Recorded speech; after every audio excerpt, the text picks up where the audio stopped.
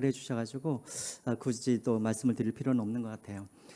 베드로가 이 편지를 지금 받는 수신자들, 지금 고난 가운데 환난 가운데 있는 이들을 위로하기 위해서 저번 주에는 두 가지를 그렇게 이야기를 했었습니다. 첫 번째로는 산 소망에 대해서 이야기를 했었죠. 여러분, 산 소망이 어떤 소망입니까? 썩어지지 아니하고 더럽히지 아니하고 쇠하지 아니하는 소망. 여러분 혹시 보석 갖고 계세요? 다이아몬드 같은 거? 나랑 상관없는 보석 같은 거 갖고 계세요? 예. 여러분, 보석이 있는데, 다이아몬드가 있는데, 이게 하루가 지날수록 자꾸만 색깔이 변하거나 모양이 변하면 이거 진짜인 건가요? 가짜인 건가요? 가짜죠. 그렇죠? 보석은 왜 보석입니까? 시간이 가도 변하지 아니하고, 또 시간이 가도 모양도 색깔도 변하지 않으니까 이것이 보석인 것이죠. 마찬가지입니다. 우리가 가지고 있는 이 산 소망, 이게 왜 진짜 소망인가? 시간이 아무리 가도 그 소망은 결코 변하지 아니하고 쇠하지 아니하고 더럽혀지지 아니하는 그런 소망이기 때문에 이 소망을 가진 사람만이 진짜 그리스도인이라는 것이죠. 거꾸로 말하면 우리가 썩어질 소망을 갖고 그것이 소망인 양 붙잡고 있으면 그 사람은 그리스도인이 아니라 그 사람은 그리스도인이 아닐 수도 있다는 것입니다. 그래서 저번 주에 이야기를 했죠. 여러분들은 무엇을 생각하실 때 가슴이 두근거리고 가슴이 떨리십니까? 라고 질문을 했죠. 이번 한 주간도 여러분 어떻습니까?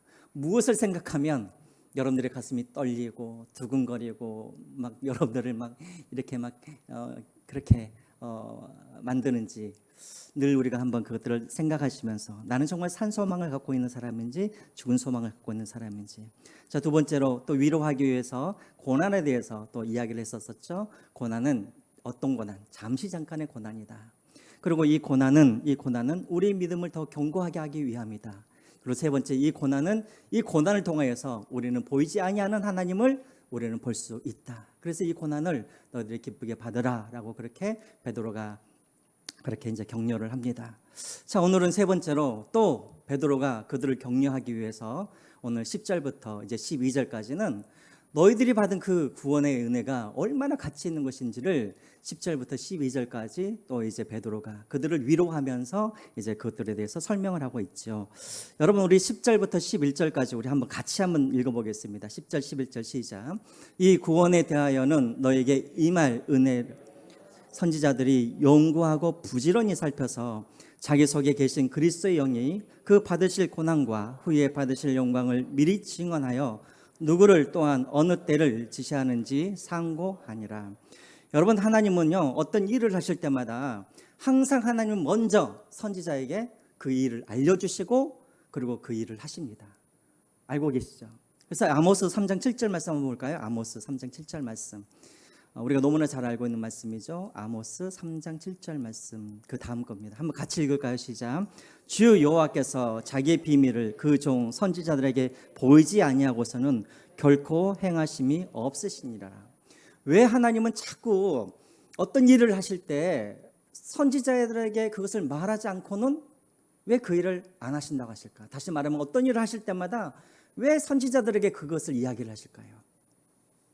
왜 그럴까요?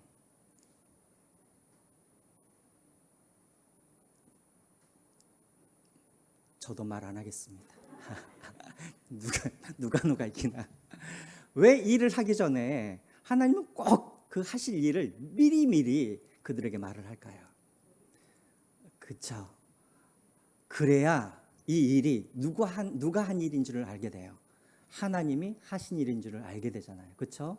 그 하나님께서 말씀하시는 일이 똑같이 되어지면 이것은 하나님께서 하셨구나 라고 사람들이 알 수가 있기 때문에 하나님은 미리 다 말씀하시고 그래서 하나님은 그 일들을 성취해 가신다는 것입니다. 그래서 예수 그리스도께서 이제 11절에 보시면은 그리스도의 영이 선지자들 안에 오셔서 그들에게 계시하여 주셨다라는 거예요. 무엇을? 예수 그리스도께서 이 땅에 오실 그 고난과 그리고 그 고난을 통하여서 우리가 얻게 되어질 이 모든 영광을 미리 다 말씀해 주셨다라는 거예요.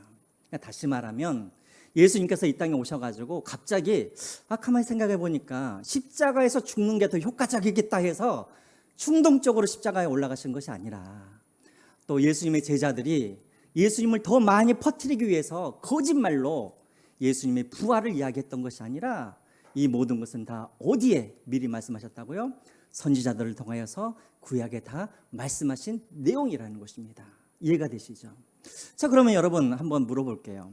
자, 우리 성경을 만들 때 하나님이 선지자들한테 어떻게 말씀하시고 어떻게 선지자들이 이 성경을 기록을 했을까요? 그런 생각 해보셨어요? 저는 어렸을 때 그렇게 생각했어요. 하나님이 자, 이사야야 빨리 와라 하면서 자, 오늘은 시간이 없으니까 오늘은 이사야 1장부터 오늘은 이사야 22장까지만 네가 받아 적어라 하면서 자, 1절 받았어 하면서 한 절 한 절 한 글자 한 글자 그렇게 불러주시면 이사야가 그것을 듣고 성경에 그렇게 기록을 했을까요? 한자 한자씩 받았으면서 그랬을까요? 안 그랬을까요? 안 그랬겠죠. 네. 이것을 믿는 사람들이 실제적으로 있어요.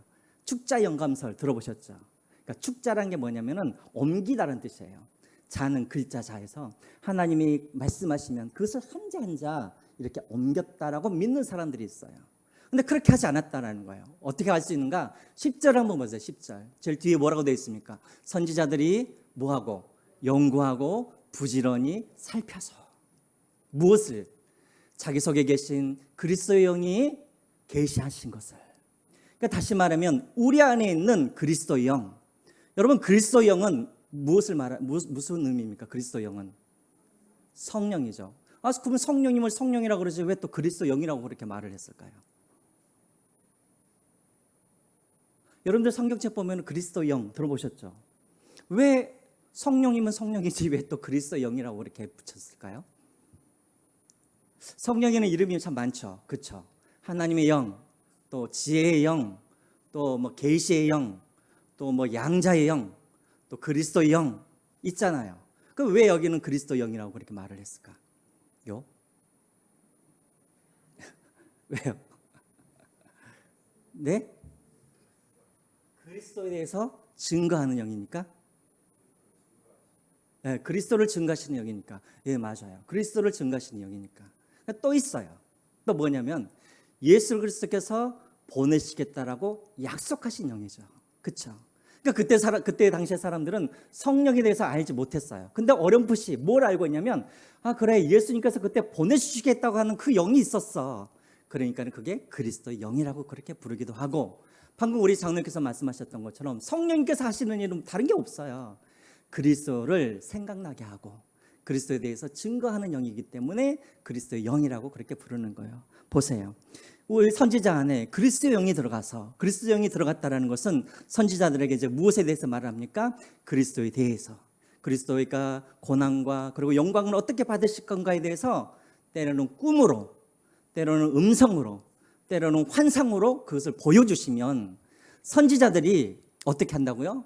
나와 있던 것처럼 부지런히 연구하고 살펴서 다시 말하면 이것이 정말 하나님께서 내게 주시는 말씀인지 아닌지 그것들을 연구하고 살펴서 성경을 기록했다라는 것입니다. 근데 기록할 때도 성령님께서 그들과 함께 하심으로 그 성경에는 오류가 있을 수 있어요? 없어요? 오류가 없었다라는 거예요. 자, 여기까지 이해가 되시죠? 자, 그래서 이제 선지자에게 예수님께서 언제 오시고 예수님께서 여기는 예수라고 말하면 안 되겠습니다. 자, 메시아가 언제 오고 또 메시아가 이 땅에 와서 어떤 사역을 하고 또 메시아가 어떻게 죽을 것인가에 대해서 성령님께서 이 선지자들에게 다 이야기를 해 주었다라는 거예요. 자, 그러면 이제 여러분 한번 상상을 한번 해보세요. 자, 하나님께서 여러분들에게 선지자라고 한번 예를 한번 들어보죠. 하나님이 여러분들에게 들어오셔가지고 메시아에 대해서 막 여러 가지 환상을 보여줬어요. 그럼 여러분들은 어떤 소망이 생길까요? 그 메시아를 뭐 하고 싶다, 보고 싶다 이런 마음이 생기겠죠. 아니 그 메시아가 그 메시아가 주실 그 은혜에 대해서 나도 한번 경험해보고 싶다 이런 마음이 들겠죠. 자, 그런데 여러분 선지자들이 예수님의 그 성령에 의해서 계시받았던 그 것들을 이 선지자들은 보고 죽었습니까? 아니면 못 보고 죽었습니까? 네? 보지 못하고 죽었죠. 그 내용이 12절에 나와 있어요. 12절을 한번 같이 한번 읽어보겠습니다. 12절 시작. 이 섬긴 바가 자기를 위한 것이 아니요 너희를 위한 것임이 계시로 알게 되었으니 이것은 하늘로부터 보내신 성령을 힘입어 복음을 전하는 자들로 이제 너희에게로 열린 것이요 천사들도 살펴보기를 원하는 것이니라. 자, 뭐라고 되어 있습니까? 섬기는 바 자기들을 위한 것이 아니라 이것은 누구를 위한 계시라고요? 오늘 우리를 위한 계시라는 거예요. 그러니까 이 선지자들은 하나님으로부터 계시도 다 받고 연구도 하고 살펴서 성경에다가 그것을 기록은 하였지만 그러나 정작 그들은 그 메시아를 보지도 못하고 죽었고 그 메시아가 주실 그 은혜를 경험해 보지도 못하고 그 메시아가 주실 그 구원을 맛보지도 못하고 죽었다라는 거예요. 그들은 그냥 계시의 통로가 되었을 뿐이지 그 은혜, 그 구원은 누가 다 얻었습니까? 바로 오늘 신약시대를 살아가고 있는 우리가 그런 구원을 받았다라는 거예요. 그러니까 한마디로 지금 이 이야기는 무엇이냐면 선지자들도 그렇게 보고 싶었던 그 예수 그리스도, 선지자들도 그렇게 알고 싶었던 그 구원의 비밀들, 선지자들도 그렇게 맛보고 싶었던 그 구원의 은혜를 이들은 계시만 받았을 뿐 이들은 다 죽었지만 그러나 너희들은 그 선지자들이 그렇게 원했던 것들을 너희들은 다 경험하고 맛보고 알게 되었으니 이 구원이 얼마나 너에게는 큰 은혜이냐 이런 이야기를 하고 있는 것입니다. 이해가 되시죠? 여러분 이해가 되시죠? 예.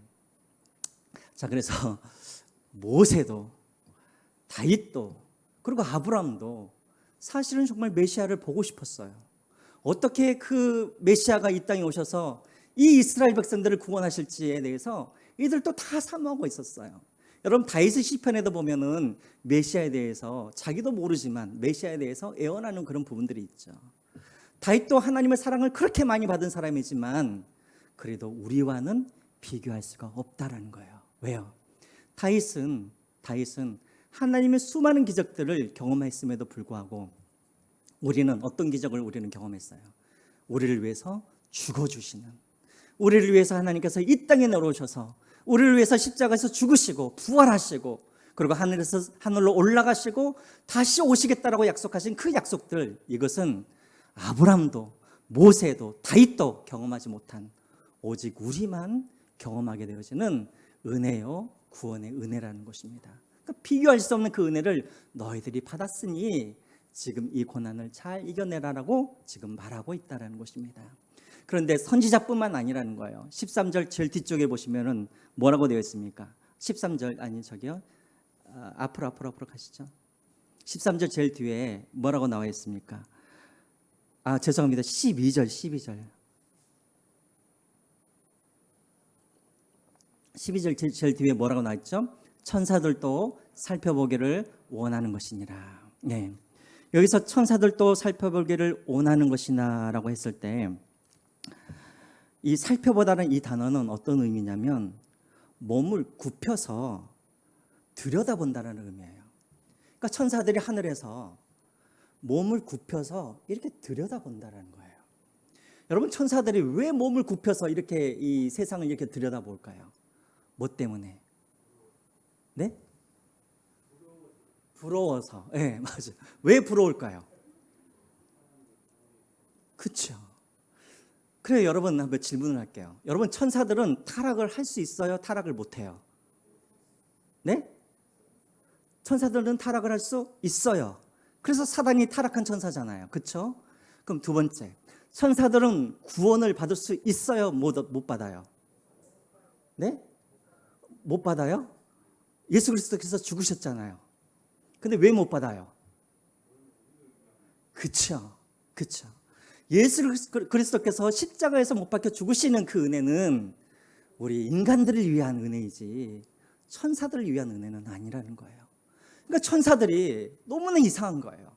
아니 하나님께서 왜 인간으로 저기를 내려가셨지? 그럼 왜 하나님께서 저 인간으로 내려가신 저 예수 그리스도께서 성자 예수께서 왜 30년 동안 저렇게 해서 살고 계시지? 그분이 왜 잡히셨지? 왜 그분이 십자가에 못 박혀서 죽으셨지? 보니까는 부활도 해. 천사들에게는 이것이 비밀이었다라는 거예요. 근데 보니까 그 예수 그리스도를 믿는 사람들마다 어떻게 돼요? 구원을 받았다라는 거예요. 그러니까 그러니까 천사들이 너무나 궁금해서 이렇게 쳐다보고 있는 거예요. 부러워서, 시기가 나서. 왜 우리들은 타락해도 우리는 구원받을 길이 없는데 저 인간들은 뭐라고? 저들에게는 하나님이 인간으로 내려가셔서 십자가에서 죽어주시고 저들을 구원하셨는가. 그래서 천사들이 굽어 보았다라는 거예요. 지금 베드로가 그 이야기를 하고 있는 거예요. 자, 봐라. 선지자들도 그렇게 맛보고 싶었던 그 구원의 은혜를 그들은 애원만 했을 뿐이지 그들은 맛보지도 못하고 죽었고, 천사들도 우리보다도 더 영적으로는 더 높은 지위에 있는 천사들이지만 그들도 그렇게 구원을 얻고자 했지만 얻을 수 없었던 그 구원을 우리는 얻었으니 얼마나 우리가 받은 이 구원이 얼마나 가치 있느냐라고 지금 그렇게 이야기를 하고 있다는 것입니다. 그러므로 지금의 이 고난들을 너희들이 받은 그 구원의 가치는 비교할 수 없는 그런 최고의 그런 선물이기 때문에 너희들이 이 고난을 잘 이겨내라라고 지금 격려하고 있다는 것입니다. 자, 그리고 나서 이제 13절에 너희들이 그러한 가치 있는 구원을 너희들이 받았으니 이제부터는 너희들이 나그네로 살되 이제 이렇게 살아라라고 이제 사도 바울이래요. 베드로가 세 가지로 이제 이야기를 하게 됩니다. 자, 첫 번째로 무엇을 이제 어떻게 살아가라고 말을 하는가? 13절 우리 다 같이 한번 읽어보겠습니다. 13절 시작. 너희 마음에 허리를 동이고 근신하여 예수 그리스도께서 나타나실 때 너희에게 가져다 주실 은혜를 온전히 지어다. 자, 여러분들에게 한번 질문을 할게요. 여러분, 사단이 우리를 공격하면 어떤 방식으로 우리를 공격을 할까요? 또 어디를 가장 먼저 공격을 할까요? 자, 여러분들 사단한테 공격을 받아보신 적 있으세요? 있는 것 같기도 하고 없는 것 같기도 하고. 아니요, 여러분들은 매일매일 사단한테 공격을 받고 있어요. 자, 어떻게 공격을 받으세요? 그렇죠. 맞아요. 욥기 같은 경우에는 사단이 육신의 질병을 줘가지고 직접적으로 육신에다가 질병을 주긴 하지만 대부분의 사단은 어떻게 우리를 공격하냐면 우리의 어디를? 마음을 공격을 해요. 어떻게? 우리의 마음에 무엇을 집어넣습니까? 금심, 염려, 두려움, 탐심, 탐욕, 여러 가지 많은 것들을 우리에게 화살로 쏴서 우리의 마음을 항상 공격하는 거예요. 그러니까 사단의 방법은 뭐냐면 항상 마음을 공격하는 거예요. 그러니까 여러분, 우리가 신앙생활을 할 때 우리가 승리하고 실패하는 그 기준, 아니 뭐죠? 우리가 신앙생활을 할 때 무엇이 가장 중요하냐면 우리의 무엇을 지키는 게 가장 중요해요? 마음을 지키는 것이 가장 중요하다는 거예요.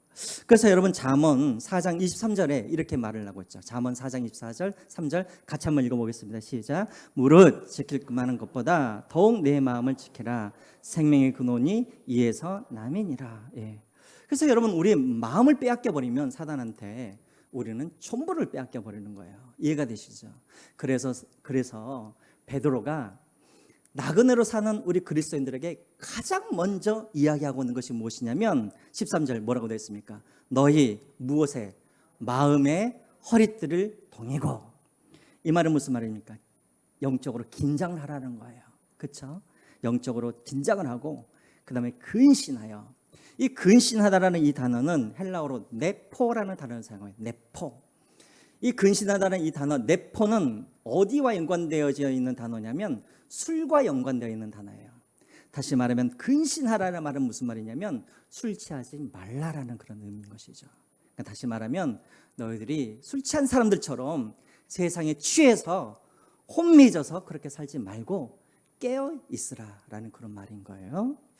자, 그러면 여러분들에게 한번 또 퀴즈 한번 낼게요. 상품은 없습니다. 자, 이상하게 베드로전서나 베드로후서를 보면은 근신하라, 깨어 있어라 이런 말이 자주자주 나와요. 자, 왜 베드로가 이런 말을 자주자주 했을까요? 왜 그랬을까요? 환난 당할 때, 그럼 환난의 시대이니까. 그쵸? 예, 맞아요. 베드로가 왜 이렇게 깨어 있으라는 말을 자주 하냐면, 예를 들어서 여러분 베드로전서 5장 8절에 보면은 근신하라, 깨어 있어라, 너희 대적 마귀가 우는 사자와 같이 돌아다니며 삭힐 자를 찾나니라고 말을 하잖아요. 왜 베드로가 이상하게 베드로전서나 호세에 보면은 근신하라, 깨어 있어라 이런 말이 많이 나오냐면 본인의 뭐예요? 경험담인 거예요. 경험담. 그렇죠?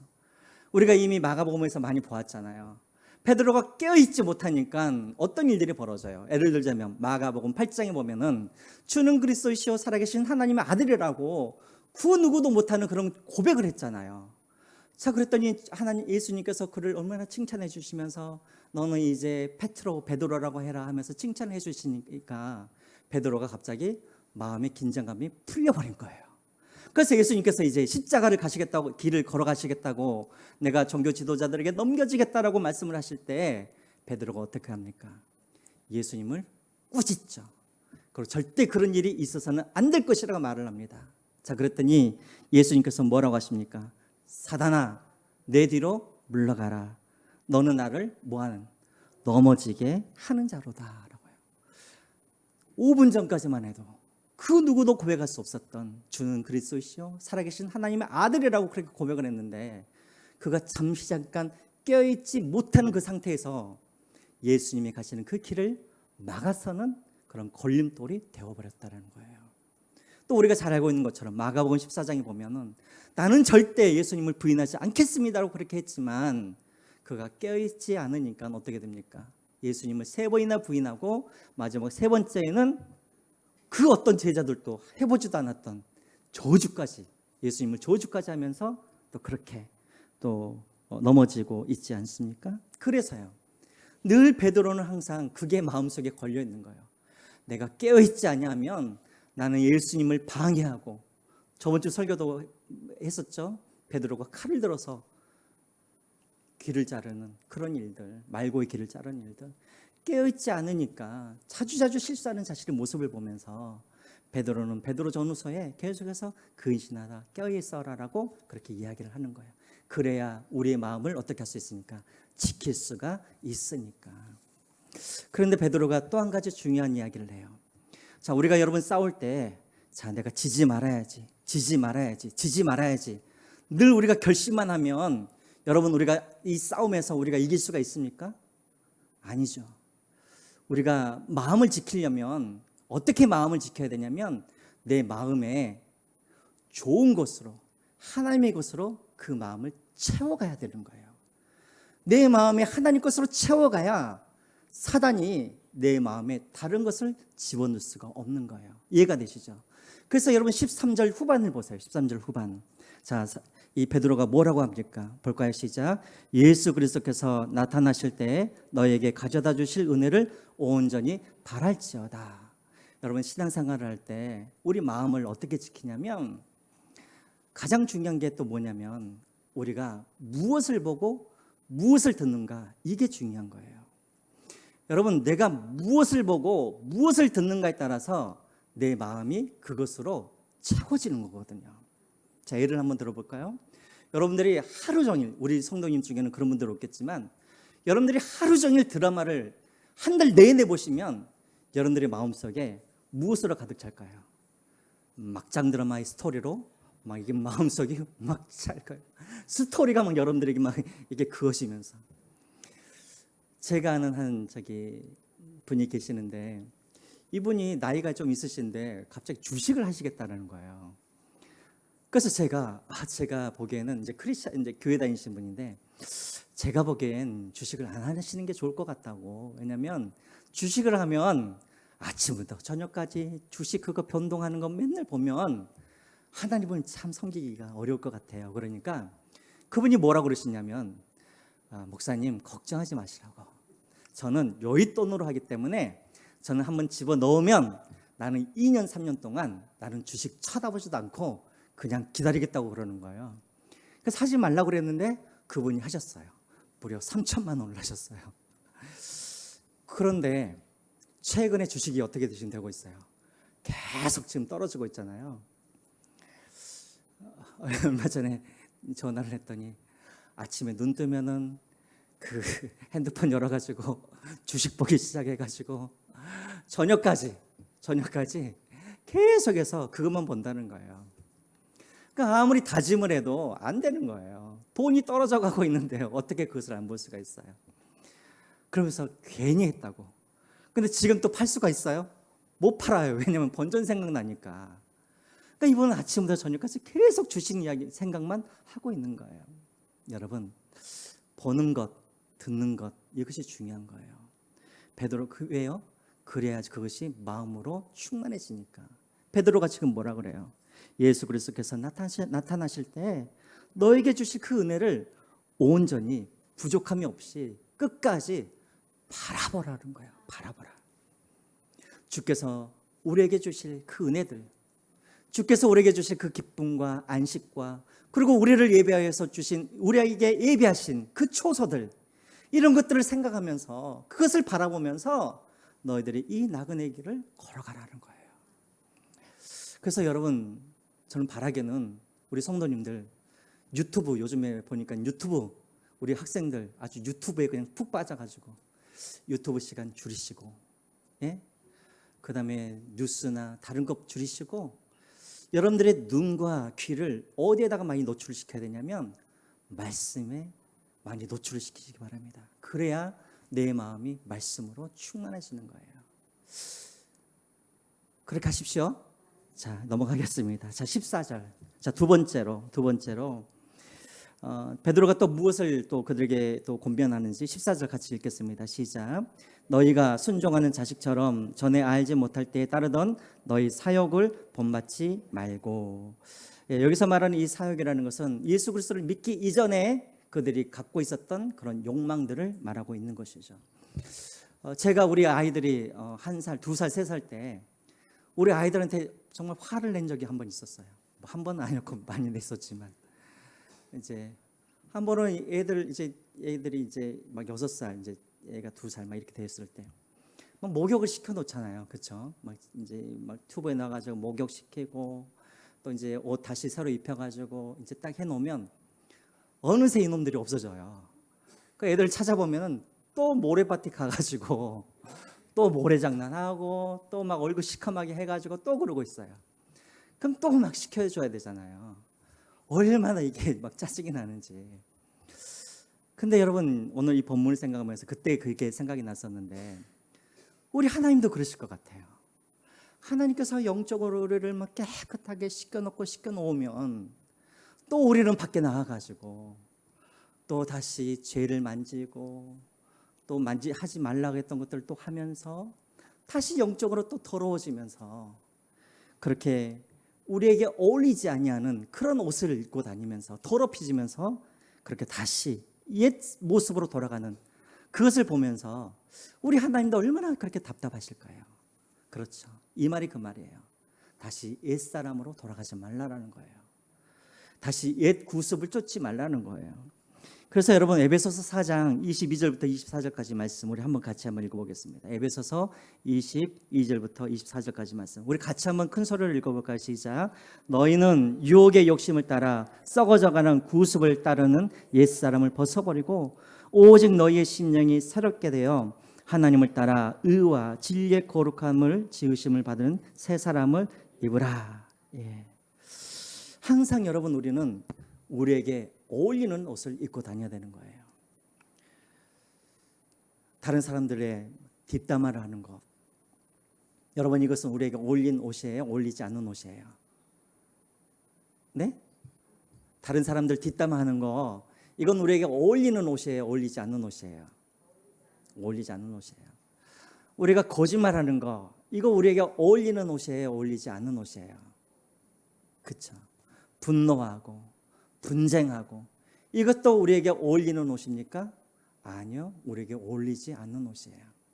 그래서 여러분들에게 한번 제안을 하고 싶어요. 여러분들 안에 자꾸만 어떤 죄의 유혹이 올 때마다 항상 여러분들이 먼저 생각해야 할 것은 무엇이냐면, 이게 그리스도인인 나에게, 하나님의 자녀인 나에게 어울리는 옷인지 아닌지를 항상 생각을 해보시라는 거예요. 내가 장사를 하는데 좀 저울을 갖다가 내가 좀 속이고 싶어요. 그럴 때마다 생각을 하세요. 이게 나한테 어울리는 옷인지 아닌지.